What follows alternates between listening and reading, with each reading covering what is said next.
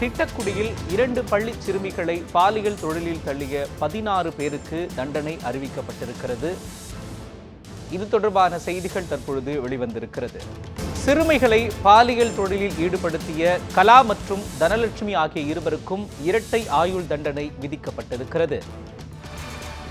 குறிப்பாக பள்ளி சிறுமிகளை பாலியல் தொழிலில் ஈடுபடுத்திய 16 பேருக்கு தண்டனை அறிவிக்கப்பட்டிருக்கிறது. அதில் 2 பேருக்கு ஆயுள் தண்டனை வழங்கி நீதிமன்றம் தீர்ப்பு அளித்திருக்கிறது.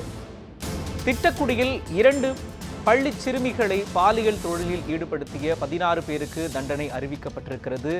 அதில் கலா மற்றும் தனலட்சுமி ஆகிய 2 பேருக்கு ஆயுள் தண்டனை விதிக்கப்பட்டிருக்கிறது.